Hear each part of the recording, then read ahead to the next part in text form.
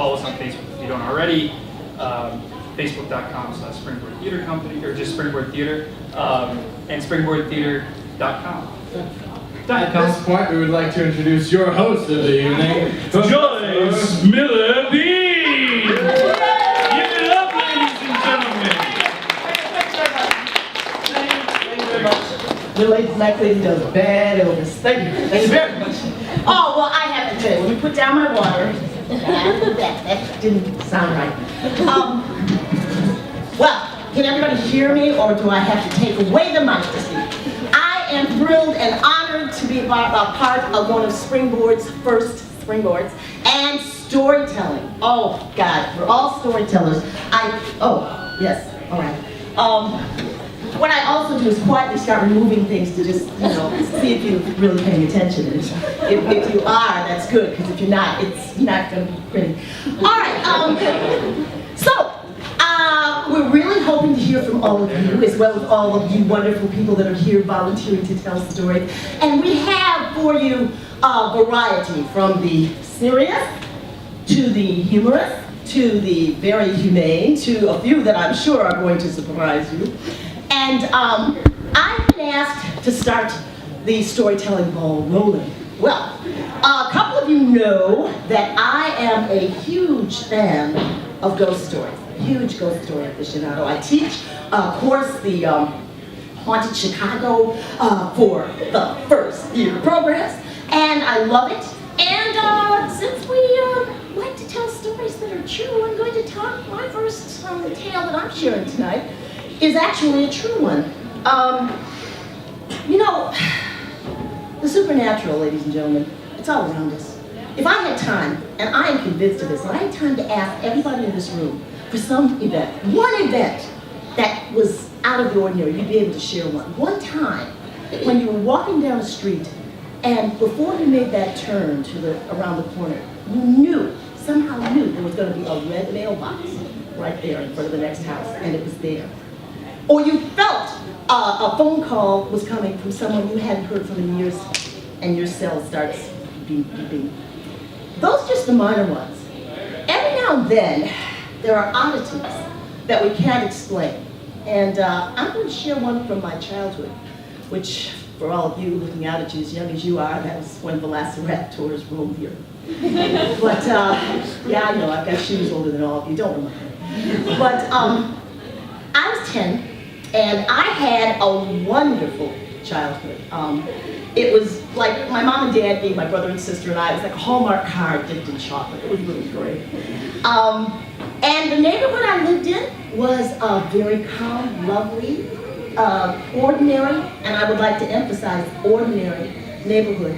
Because the ordinary elements in our lives are where things like the supernatural seem to creep in. As the renowned Scottish poet Robert Burns said, "From ghosties and ghoulies and long-legged beasties and things that go bump in the night, God save us."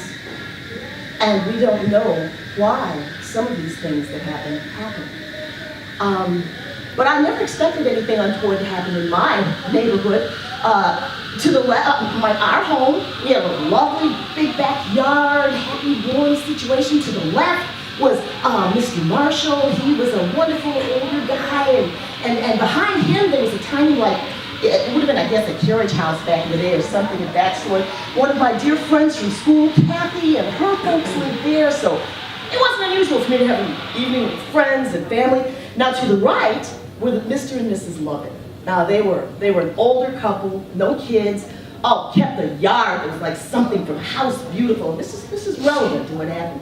Beautiful grass and broad expanse, flowers, and because the Lovets had never had kids, they didn't quite know what to do with the rest of us. I recall the time I came out, and it was Veterans Day, and I was 10, so that didn't really mean a lot to me, and I saw Mr. Lovett standing on the porch in a rather odd outfit with a flat hat, and he said to me, "Joyce, I see you're looking at me and what I'm wearing." I said, "Yes." And he said, "Well, I was a doughboy."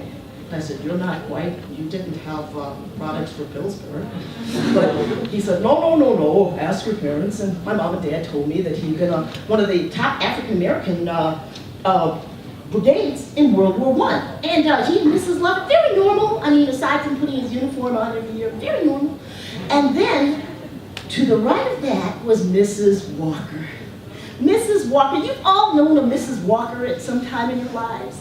A sweet, older, elderly widow, and Mrs. Walker had kids, but they were grown and didn't pay a lot of attention to her anymore. And so my mom, and all the moms in the neighborhood would make sure we sent food over to Mrs. Walker, you know, just to make sure she was all taken care of. And it was always all of us kids that your moms would volunteer. Okay, you're gonna take this to Mrs. Walker. Well, I was fine. It was only half a block over, and she had Lucky.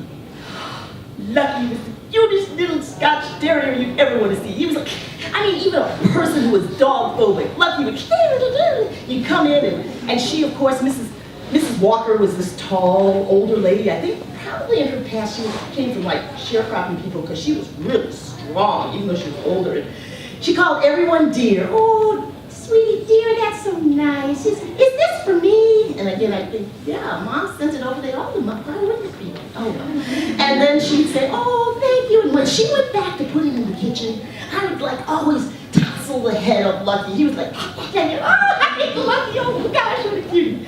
And that was that. So Lucky, you never saw Mrs. Walker without Lucky. She kept him in the house, and the only time I could see him outside was when the two of them were out in the backyard, and she was letting them have walkies, and you know, that was it. So it was very unusual when one night, it was twilight, it wasn't night, it was twilight, after dinner. And one of my favorite after dinner activities as a kid, because I loved to read, I was an inveterate reader. I would take a book out onto the back steps, and our back steps looked right directly into the Lovett's yard, and just beyond that, through a mesh fence, Mrs. Walker's yard. And I would take a book, and sometimes if Mom would let me have a post-dinner glass of lemonade, I'd be out there with that, and I loved it. And I would read until the sunlight had lowered to where I couldn't see the pages anymore, and I loved that. So I was doing that one night when I was 10, and I glanced up, and I was really startled because Lucky was in Mrs. Walker's yard. And I put my book down, and I was like, well, that's odd. But I didn't think much beyond that. Picked up my book again, but then I stopped and looked over because it must have been the rays of the setting sun. I swear, his eyes looked red. This tiny, coal-black terrier's eyes looked bright red. But again, I shrugged, and I tried to get back into my book, but I kept glancing over, and that's when I saw it. Lucky was staring at me. And not in the friendly, I tousle your head and you know me way. Lucky was staring at me, and then this tiny dog started walking in what I can only describe as a deliberate fashion towards Mrs. Walker's fence. And by then, I had lost all pretense of being interested in reading, and I was watching, and I kid you not, Lucky began to climb up that fence like a spider. And I was stunned. And when Lucky got to the top, I thought sure he was going to leap over. But here's where it really got me. He didn't. He stepped over and began to climb down on the other side. And then, when he reached the Lovett's yard, he walked slowly but steadily towards me. Well, by then, I had no idea what I was dealing with, so I grabbed my book and I jumped off the steps and I started to dash around to the door to get into our house, and then I looked back, and he hadn't rushed, he hadn't done it, he just kept walking through the Lovett's yard, heading towards ours. I didn't wait for anything else. I got inside, and I remember slamming the front door behind me, and breathing, and thinking, what was that? What was that? When I see, what was that? All right, deep breaths, Joyce, deep breaths. Now, I was super close to my mom and dad, and my brother and sister too. And I told them everything. So to this day, I have no idea why I didn't tell Mom or Dad about what had happened. It wasn't that I figured they wouldn't believe me. I just was not sure. I kind of tried to process it. I remember lying in bed and thinking, no, I didn't see that. Well, a week went by, and I'm pleased to say Mom didn't ask me to take any food to Mrs. Walker. I was just like, you know, kind of a lucky free week was fine for me. Kind of a lucky strike. That's a little old tobacco humor that God willing none of you know anymore. But finally, the day came. I think it was a Friday. Mom said, Joy, I want you to take over a plate of food to Mrs. Walker. I was like, can't Pam do it? My sister, no. Can't Tom do it? No, it's 7. Can't someone else do it? She's right. Just let me, Mom. No, take the food. I'm like, okay, that sounds like you. I said, all right. I took it over, took a deep breath, and knocked on the door, boom, boom, boom. And Mrs. Walker said, oh, darling, is this for me?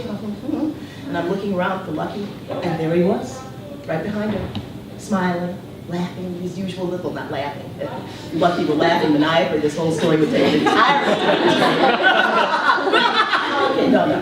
He was doing his little terror thing, and Mrs. Walker said, let me put this in the kitchen. And Lucky came up to me, waiting for me to tousle his head. But I couldn't do it. And I never did again.